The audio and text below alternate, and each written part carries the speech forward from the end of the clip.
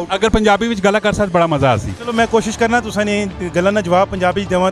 200 school जड़ा है government जड़ी नाकाम हो चुकी है पाकिस्तान दी चलान, वो भी गजाली एजुकेशन फाउंडेशन चला रही है इस वेले। दुनिया ने काम ने सारे न सारे थी रहा विंडे ने आखिरत आप ही सवारो गला करसा खरिया साहब सचिया ते सुचिया अस्सलाम वालेकुम। कैसे हैं आप लोग? ठीक है, खैरियत से हैं। खैर पंजाबी ने विच गल करसा उर्दू ना कंटेंट जो है असा ना वायरल नहीं होना है, पंजाबी ना होना पैना। तो माशाअल्लाह जी बहुत ही बेहतरीन किस्म ना इवेंट अज मुनक्कद किया गया पीएफ होटल ने विच। और ये इवेंट किस किस्म ना है और मेरे नाल मौजूदीन इलाका सारे खलोते पे इन्हां नाल जरा करने दिलचस्प किस्म की गपशप। और इस इवेंट जिस भी किस्म ना है तुसा इसने विच बढ़ चढ़ के हिस्सा करना है। जी अस्सलाम वालेकुम सर। जी वालेकुम अस्सलाम जी। सर जी सारे तो पहले तो मैं तुसी दसो कि आज ना जड़ा इवेंट है इसका मकसद की है और प्लानिंग की आगे करना की चाहने? जज़ाकल्लाह जी। पाकिस्तान का 2.5 करोड़ बच्चा अगर पंजाबी विच गल्लां कर सकते बड़ा मज़ा आसी। चलो मैं कोशिश करना तुसां गल्लां दा जवाब पंजाबी च देवां। तुहानूं पता है कि 2.5 करोड़ बच्चा इस वेले आउट ऑफ स्कूल है पाकिस्तान दा। जड़ा आउट ऑफ स्कूल बच्चा वे अज आउट ऑफ स्कूल बच्चा वे कल वो माशरे वास्ते एक बिगाड़ पैदा हो सकता वे, माशरे वास्ते अच्छा इंसान बनने की बजाय माशरे नूं खराब कर सकता वे। ते असी गजाली एजुकेशन फाउंडेशन जड़ा पाकिस्तान दे विच 1000 स्कूल चैरिटी स्कूल चला रहा वे, आउट ऑफ स्कूल बच्चों वास्ते कम कर रहा वे, टैक्नीकल एजुकेशन उन्होंने दे रहा है, स्पैशल बच्चों का स्कूल है और फॉर्मल एजुकेशन उन्होंने दे रहा वे।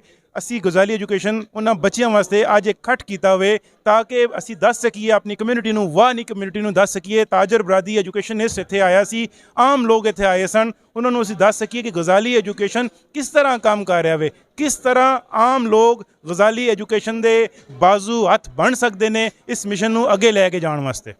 अच्छा आज ना जड़ा खास करके इवेंट है उस इवेंट ने तुसा बच्चा ने भी प्रेजेंटेशन दित्तियां और इस टाइम तुसा ना जड़ा नेटवर्क है गजाली एजुकेशन स्कूल सिस्टम ने टोटल कितने कुछ स्कूल ने? टोटल 1000 स्कूल ने। अच्छा मैं तुहानूं एक मज़े की गल इस विच दसां कि 200 स्कूल जड़ा है गौरमेंट जड़ी नाकाम हो चुकी है पाकिस्तान दी चलान, वो भी गजाली एजुकेशन फाउंडेशन चला रही है इस वेले। 800 स्कूल गजाली एजुकेशन फाउंडेशन पूरे पाकिस्तान च, बलोचिस्तान च, सिंध विच, पंजाब च, KPK च, कश्मीर च अल्हम्दुलिल्लाह लखों बच्चों इस वेले पढ़ा रही है। अच्छा ऐसा कोई अगर फॉर एग्जांपल कोई वीडियो देख के तुसा नाल राब्ता करना चाहे तो किस तरह राब्ता करे? गजाली एजुकेशन वाह चैप्टर विच मिर्ज़ा जावेद साहब इस वेले प्रेजिडेंट ने, मैं एज अ चेयरमैन वर्किंग कर रहा। पूरा साडा पैनल है, डॉक्टर सैयद असद साहब जोड़े ने डोनेशन की जी स्टैंडिंग कमेटी है उस दे हैड ने इस वेले गजाली एजुकेशन फाउंडेशन दे, इन्हां नाल राब्ता कर सकते हैं। साढ़े नंबर इस वेले पूरे वाह च है ने, कोई साडे नाल राब्ता करना चाहता है करे। असी इस कौम नूं बनाना चाहते हैं, गजाली एजुकेशन फाउंडेशन इस कौम नूं पढ़ा लिखा के बनाना चाहते हैं। अगर एक पढ़ा लिखा बच्चा इस वेले माशरे चाहेगा, वो अगर रेड़ी भी लगाएगा तो ज़्यादा अच्छा काम करके माशरे वास्ते बेहतरी काम करेगा, अपने ख़ानदान वास्ते बेहतर काम करेगा, पाकिस्तान वास्ते बेहतर काम करेगा। एक अनपढ़ बच्चा वो अपने ख़ानदान वास्ते भी बिगाड़े और अपने माशरे वास्ते भी बिगाड़े। अच्छा माशाल्लाह जी बहुत ही अच्छा काम पे करने जेड़े लोग तुसा डोनेशन देना चाहने और वो दोबारा अगर चेक एंड बैलेंस रखना चाहो तो कोई इस तरह ना सिस्टम तुसा ने इस सिस्टम ने विच है वे?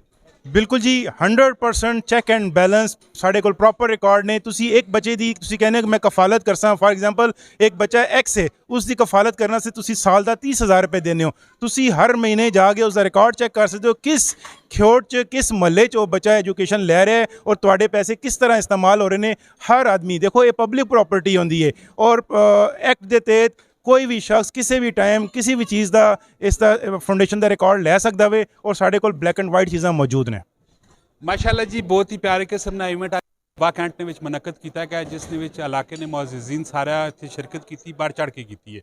और रमज़ान का महीना पे चलना में साहिब हैसियत जितने भी लोग हैं अगर उन्होंने तुकनी मेरी आवाज़ भी पहुँचनी या इस इवेंट ने हवाले से नईम मशरफ साहब की आवाज़ भी पहुँचनी है तो जरूर तुसें इन्हां नाल एक दफ़ा रब्ता करना है। रब्ता करने तो बाद अपनी जांच पड़ताल करके जरूर इन्हें सपोर्ट करो। दुनिया ने काम ने सारे थी रहा विंडे ने आखिरत आप ही सवारो। ये चंद दिन नहीं दुनिया ने, ठीक है ना, ये दुनिया तो सारे नाल ने मिलनी है। अगर इस दुनिया ने विच रह के कोई अच्छे काम कर सो तो उसने तुसा बेनिफिट मिल सन।